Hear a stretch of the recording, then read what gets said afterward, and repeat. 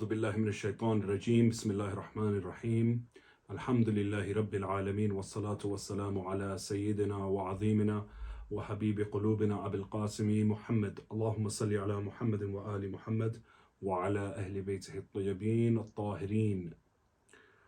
Brothers and sisters, Assalamu alaikum wa rahmatullahi wa barakatuh. Welcome to episode 12 of the Sayyid series, and we'll be discussing in this episode the importance of maintaining the honor of the Sayyids for the sake of their forefather Rasulullah sallallahu alayhi wa alih, and also a guide for our brothers who may not be from the Sayyids in how to deal or approach or even identify a Sayyid. Rasulullah sallallahu alayhi wa alihi wasallam said, "Akrimu awladi as-salihuna lillah wa talihuna li." Honor my progeny, my children, my descendants, those who are pious from them for the sake of Allah, and those who are wicked from them for my sake. A key question that is asked here is, when Rasulullah sallallahu alayhi wa alihi wasallam is saying as-salihuna lillah, the pious ones for the sake of Allah, and he's saying wat-talihuna li, and those who are wicked for my sake, so Allah's sake and his sake, lillah and li, why is the will different? We've touched this in a previous episode before, but because this is linked to the topic we are discussing, which is dealing with a Sayyid, interacting with Sayyids, what must be understood is that a repetition is required. So the will of Rasulullah sallallahu alayhi wa alihi wasallam is never contradicting or does not contradict the will of Allah subhanahu wa ta'ala ever. But then why mention them separately? The answer is it adds emphasis to the rights of Rasulullah sallallahu alayhi wa alihi wasallam, and like we mentioned before, it's like the wives of Rasulullah sallallahu alayhi wa alihi, that you cannot marry them. And even though Allah subhanahu wa ta'ala is the legislator, the lawgiver, the ultimate source who we aim to please, it is both for Allah subhanahu wa ta'ala that you do not marry them after the death of Rasulullah sallallahu alayhi wa alihi. It's both for Allah subhanahu wa ta'ala as he ordered it, and it's also for Rasulullah sallallahu alayhi wa alihi, out of the understanding that Rasulullah sallallahu alayhi wa alihi has a human dimension to him as well. So taking that into consideration, it is for Allah and it's for Rasulullah as well. And in that sense, the protectiveness upon wives and protectiveness upon children, although they are not exactly the same, fall under the same category of ghira. Would Rasulullah sallallahu alayhi wa alihi wasallam ask us to honor a Sayyid who is sinful when Imam Ali alayhi salam says in Nahj al-Balagha, "Inna waliya Muhammadin man ata'a Allah wa in ba'udat luhmatuh wa inna aduwa Muhammadin man asa Allah wa in qarubat qarabatuh." That the ally of Rasulullah sallallahu alayhi wa sallam is the one who obeys Allah subhanahu wa ta'ala, even if his kinship is distant. And the enemy of Rasulullah sallallahu alayhi wa sallam is the one who disobeys Allah, even if his kinship is close or closer. So we understand from this, and it's important to put this as a disclaimer, that a person who obeys Allah subhanahu wa ta'ala on an individual level is better than he who disobeys Allah subhanahu wa ta'ala, whether he be from any genealogy. But this is not what we're disputing or talking about in this episode, as this is something which is unanimous between all Muslims and is fully understood logically and through textual evidences. So what about this hadith? In this matter, there are two options. It's either Rasulullah sallallahu alayhi wa alihi wasallam is saying, honor my progeny because they sin, or he's saying, honor them for a factor which is other than the fact that they sin. The first possibility is absurd. Rasulullah, nobody is to be obeyed, not obeyed, but rather respected or honored for the fact that they sin. This is illogical and absurd. The second possibility, which is more closer to reality, in fact, it is the reality, that the factor due to which they're being asked, the people are being asked to respect the progeny, the factor within them is something other than the sins that they do. And this is evident when Rasulullah sallallahu alayhi wa sallam says, وَالطَّالِحُونَ li, and those who are wicked for me. So this for me, this li, implies his nisbah and his connection. Now, can we be ordered to honor somebody even though they sin? Yes, in fact, we have been ordered to do so. Do we not see that a guest who comes to your home is to be honored even if they are a kafir? They could be a person with the most worst akhlaq. They could be a person who does not follow the deen of Allah subhanahu wa ta'ala. They could be an enemy of Allah. They could call Rasulullah sallallahu alayhi wa sallam a liar. Yet when he is in your home and he is your guest, then you are required to honor that guest. Do we not see that parents can be wicked in Islam? It's well possible that your parents or anybody's parents could be wicked or bad. However, this does not change the honoring one is to show them.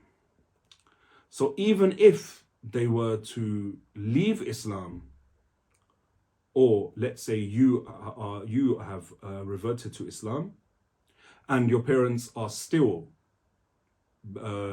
belonging to the old religion, they still belong to the old religion, the former religion that you previously had, even then you are supposed to use kind words and good manners to bring them back towards the right path. A good verse that we can use in order to understand this is Surah Taha, verse 44, where Allah subhanahu wa ta'ala instructs Nabi Harun alayhi salam and Nabi Musa alayhi salam with regards to Fir'aun. He says, Bismillah ar-Rahman ar-Rahim, فَقُولَ لَهُ قَوْلًا لَيِّنًا لَعَلَّهُ يَتَذَكَّرُ أَوْ يَخْشَى. That speak to him. Who? Fir'aun, the one who has transgressed, the one who has broken the limits of Allah subhanahu wa ta'ala. Speak to him with gentle speech. Perhaps he may be reminded or may begin to fear Allah subhanahu wa ta'ala, or may fear Allah subhanahu wa ta'ala. It also should be taken into consideration that Fir'aun, it was the house of Fir'aun in which Nabi Musa alayhi salam grew up and became who he became. The purpose of these videos is to deliver the ma'rifah of the rights of Rasulullah sallallahu alayhi wa alayhi upon his ummah, so they can be fulfilled with particularly with regards to respecting him through his progeny. And this should be taken as a resource. This should be taken as a resource for the specific intercession of Rasulullah sallallahu alayhi wa alayhi, the intercession which he promised to those who honor his progeny. This is also Ajr al-Risala. So this is something of the utmost importance. So for those who are not Sayyid, who are sitting and thinking, how do we interact with a Sayyid? I know a Sayyid, how do I go about in dealing with him, particularly if he sins? This is a resource for you to open the gates of thawab. And this is a neglected gate. You may be thinking, how do I deal with a sinful Sayyid? I know a sinful Sayyid. How do I enjoin the good and forbid the evil with this Sayyid? In this regard, Ayatollah Dastaghaib al-Shirazi, who you may know, particularly the Shi'i viewers, will know of his book, The Greater Sins. He authored a book called Greater Sins. In his book, Aqa'id wa Mafahim, he says, when showing affection towards Sayyids, or showing mawadda towards Sayyids, or showing respect and honor towards Sayyids, conflicts with forbidding them from wrongdoing, which takes precedence? So, which of them takes precedence? فَأَيُّهُمَا يُقَدَّمْ. And he says, so then it says, for example, if there is a Sayyid from the lineage of Sayyida Zahra, Fatima Zahra, Salamullahi alayha, who does not pray, and you believe that advising him against wrongdoing might have an impact, you should observe the proper levels of enjoining good and forbidding evil with him. This means first using pleasant and gentle words to encourage and motivate him. If this approach works, it does not conflict with showing respect and love. Rather, it achieves two objectives. Min jiha, from one angle, it's showing affection to the noble descendants. On the other hand, it's forbidding wrongdoing. However, if advising him is unlikely to be effective, then you should maintain your respect and affection for him, regardless of whether or not he responds to it. And then what does he say after this? Perhaps, if he realizes that your honor towards him stems from the respect and reverence for his grandfather Rasulullah sallallahu alayhi wa alayhi and his grandmother Fatima Zahra alayha salam, he may feel ashamed of his behavior, and you will have achieved both objectives. Now, of course, how you honor a Sayyid, a person who is sinful, while also maintaining Amr bil Ma'ruf and Nahy anil Munkar, how you go about this depends on the context, how well you know the person, and your personality. A good example of a situation like this, where in history it has been shown a person was ordered to maintain the respect of a Sayyid who was sinful, is narrated in the book Kitab Qum, Tarikh Qum. Now, in this book, it has been narrated that Al-Husayn ibn al-Hasan ibn al-Husayn ibn Ja'far ibn Muhammad ibn Ismail ibn Ja'far as-Sadiq alayhi salam. So, who? Al-Husayn ibn al-Hasan ibn al-Husayn ibn Ja'far ibn Muhammad ibn Ismail al-A'raj ibn Ja'far as-Sadiq alayhi salam was in Qum, and he used to drink wine, alcohol, openly, publicly. One day, he went to Ahmad ibn Ishaq al-Ash'ari.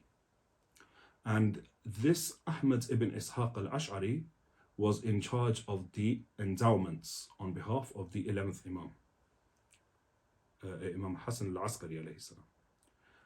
So, when he went to him for a certain need, he did not grant him permission to enter his home.